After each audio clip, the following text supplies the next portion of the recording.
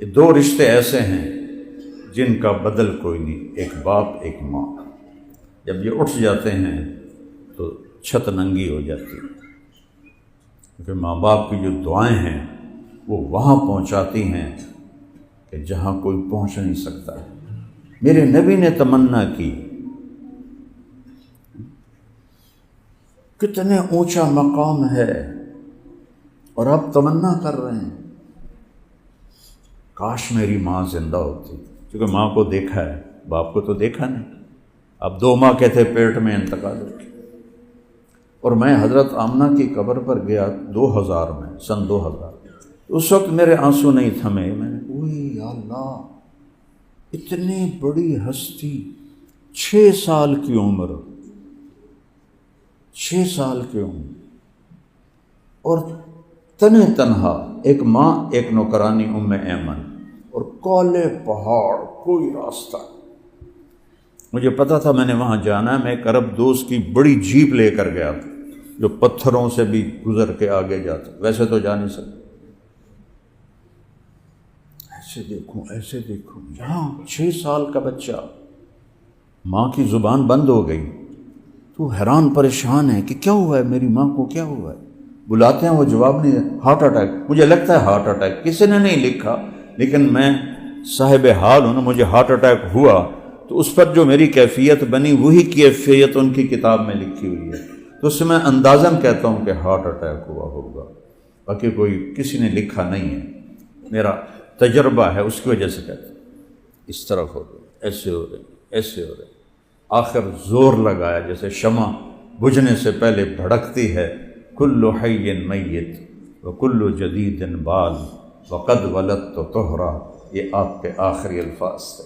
بیٹا، ہر نئی چیز نے پرانا ہونا ہے اور ہر زندہ نے مرنا ہے، اور میں ایک ایسا بچہ چھوڑ کے جا رہی ہوں کہ پوری دنیا کو پاک کر دے۔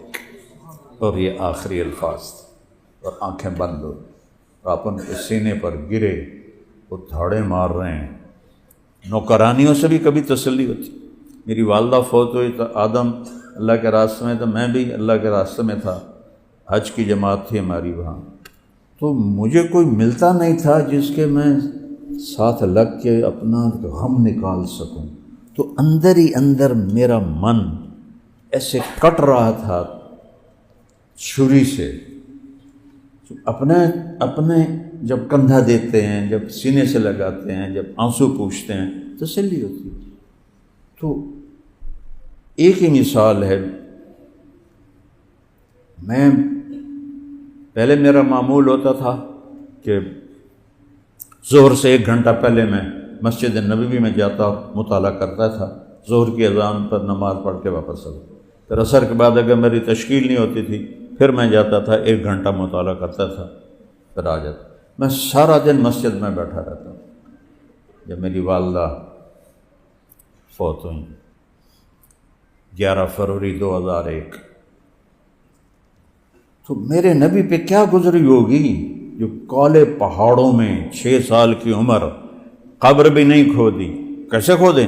پتھر کٹھے کیے، ان کو جوڑا، اوپر پتھر رکھے، اور آپ کو لے کے نیچے اتری۔ پہاڑ تھا کوئی 60-70 فٹ کا، تو جب آپ نیچے اترے تو آپ نے ایک دم بازو چھڑائے اور بھاگ اوپر چڑھ۔ ام ایمن اتنی تیز اوپر نہیں جا سکتی تھی، تو پیچھے وہ پہنچی، کوشش کر کے تو دیکھا۔ دیکھو میں 2000 سے یہ واقعہ سنا رہا ہوں، ہر جگہ میری آنکھیں پانی سے بھر جاتی ہیں، ہر جگہ میری کیفیت، میں یہاں سے نکل جاتا ہوں اور ابوا پہنچ جاتا ہوں، تو منظر مجھے یاد آتا ہے تو پھر آنکھیں پانی بہاتی۔ تو آپ اپنی ماں کی قبر کے اوپر ایسے لیٹے ہوئے، جیسے پتھروں کو پکڑا ہوا تھا اور ان پر ایسے سر رکھ کے لیٹے ہوئے۔ جب قریب آئیں تو کیا کہہ رہے تھے؟ ماں جی آپ نے بھی مجھے چھوڑ دی، آپ نے بھی مجھے چھوڑ دی، اب میرا کون ہے اس دنیا میں کس کے ساتھ زندگی گزاروں گا؟ اور پتہ نہیں کیا کیا فرما رہے تھے۔ یہ 2-4 الفاظ آتے ہیں کتابوں میں تو لمبی کہانی سنا رہے ہوں گے اپنی ماں کو، تو ایمن نے پیچھے سے ہاتھ ڈالا، فرمایا چھوڑ، کہ بیٹے محمد اٹھو چلیں، کہا دودھ پیا ہے ایمن کا، کہ ماں جی مجھے چھوڑ دو، میں اپنی ماں کے ساتھ رہوں گا۔ تم نے زبردستی کھینچا، آگے 2 رات کا سفر تھا، ایک لمحے کے لیے آنسو نہیں تھا۔ تو آپ نے تو صدمہ تو آدمی، اب میرا بچہ جوان جیسے پچھلے سال فوت ہوا ہے، 2 سال ہو گئے، تو اب کبھی رونا آتا ہے، کبھی ٹھیک ہو جاتے ہیں۔ میرے نبی مسجد نبوی میں ہیں اور کہہ رہے ہیں وہ کتنے سال گزر چکے ہیں، کاش میری ماں زندہ ہوتی اور میں عشاء کی نماز پر کھڑا ہوتا اور سورۃ فاتحہ شروع کر چکا ہوتا۔